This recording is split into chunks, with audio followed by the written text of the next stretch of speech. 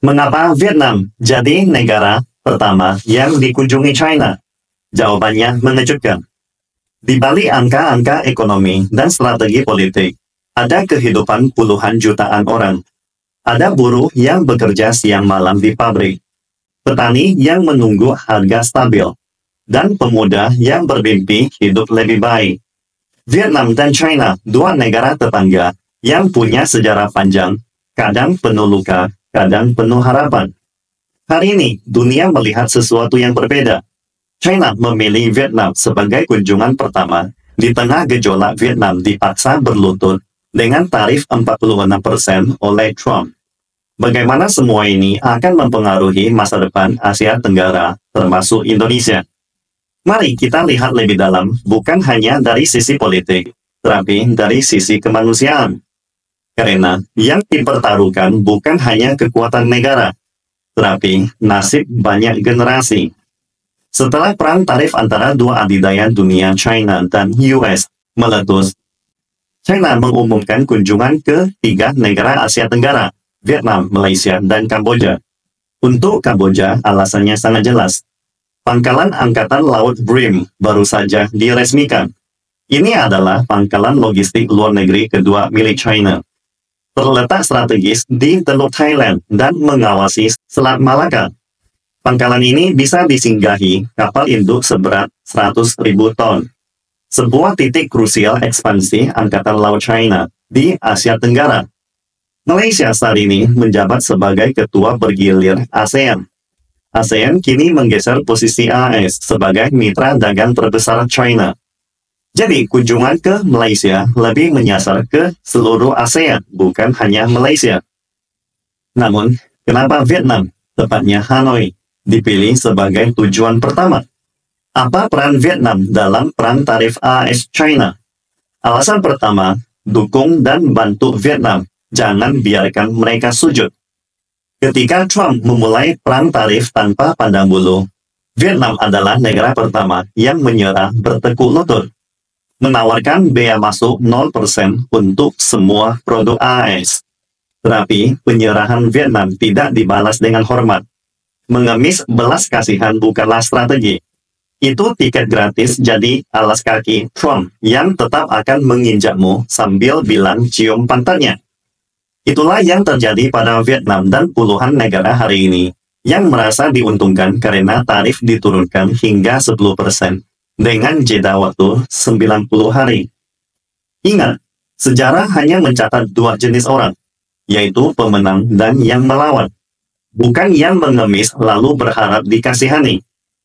Kenyataannya, Trump justru menindas Vietnam lebih keras. Bagi AS, surplus perdagangan Vietnam dengan AS mencapai 100 miliar dolar. Angka yang bagi Trump harus jadi 0. Bahkan jika Vietnam memberi tarif negatif pun tidak cukup. Gila kan? AS bahkan menyodorkan pasal racun dalam perjanjian dagang, memaksa Vietnam untuk menaikkan tarif terhadap produk China, agar tidak jadi jalur pintas ekspor China ke AS.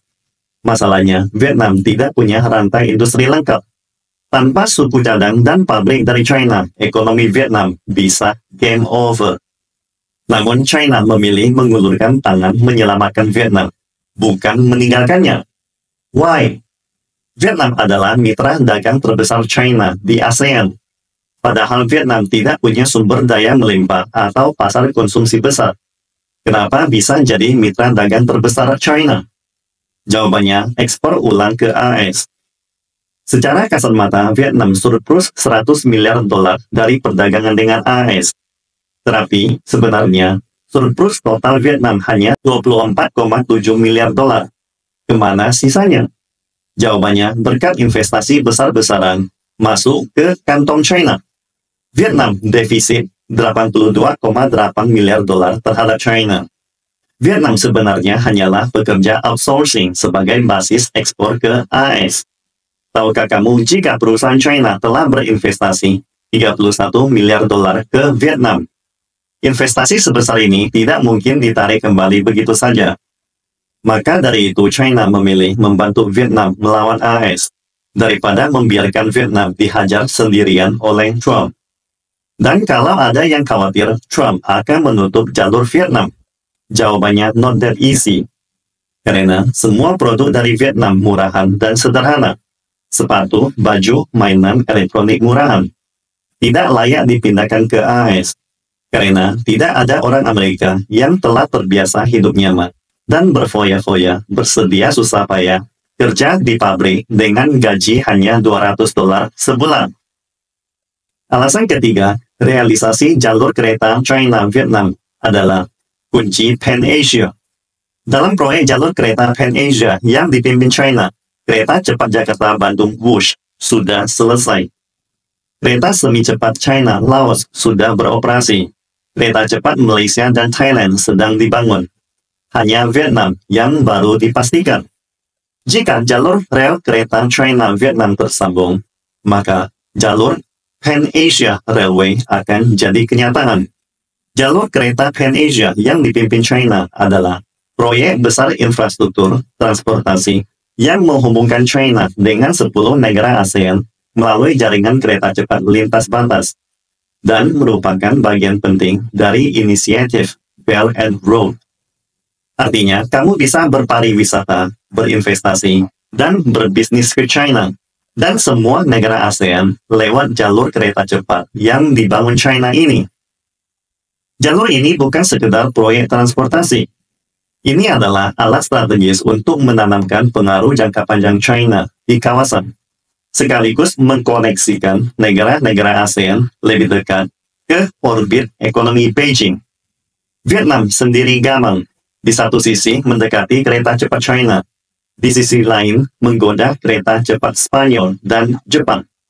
Tujuannya memaksa China transfer teknologi.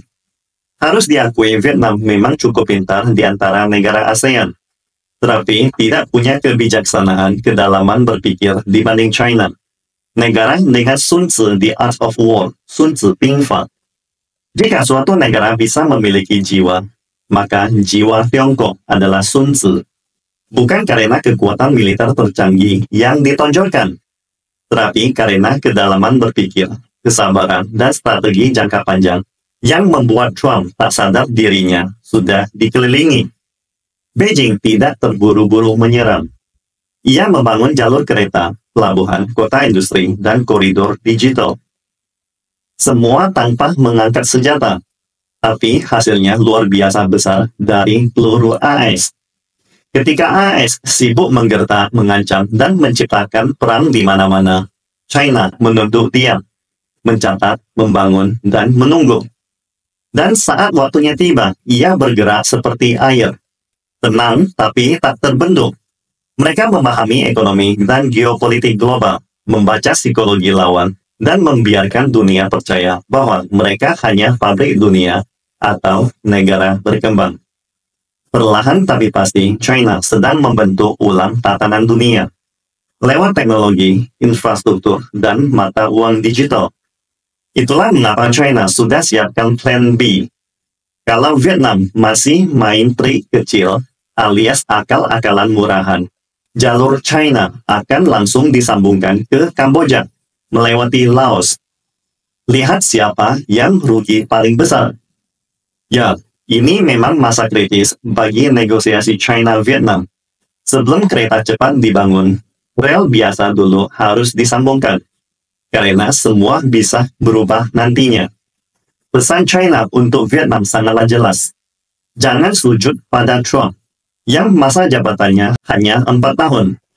Tapi lihat kami, China akan selalu berada di samping kalian selama-lamanya. Tunduk pada tekanan Trump berarti penghinaan sepanjang sejarah. Namun kerjasama China-Vietnam berarti kemenangan bersama Asia 100 tahun ke depan. Kunjungan Presiden Xi ke Vietnam langsung membuahkan hasil. Kedua pihak menyepakati 45 perjanjian kerjasama, termasuk konektivitas, teknologi AI, inspeksi bea cukai, perdagangan produk pertanian, budaya, olahraga, kesejahteraan rakyat, SDM, dan media. Kesimpulannya, dibanding AS yang hanya menuntut, memeras, dan mengancam, China justru hadir memberi solusi dan peluang nyata bagi Vietnam. Trump dan timnya tidak akan memberi kesempatan Vietnam dan negara ASEAN lainnya untuk maju berkembang. Mereka justru menciptakan masalah agar Vietnam dan ASEAN bertekuk lutut dan tunduk total pada semua kehendak Washington. Semoga dengan dukungan kuat dari Beijing, kini Vietnam punya keberanian untuk bilang no pada Trump. Dan semoga saja Hanoi dan negara ASEAN lainnya akhirnya akan memilih jalan yang lebih sesuai dengan perkembangan negaranya masing-masing. Kereta cepat bisa menyambungkan kota ke kota, tapi lebih penting dari itu, kerjasama yang tulus bisa menyambungkan hati antar bangsa. China dan Vietnam punya pilihan, saling curiga atau saling membangun. Dan hari ini mereka menunjukkan bahwa di tengah ancaman gila-gilaan Trump, ada ruang untuk solidaritas dan kerjasama bersama. Apa yang terjadi hari ini akan membentuk masa depan anak-anak kita nantinya. Mari kita berpikir bersama apa yang bisa dipelajari dari kunjungan Presiden Xi ke Vietnam kali ini. Karena ini bukan hanya soal China dan Vietnam. Ini soal masa depan dan generasi kita NKRI semua.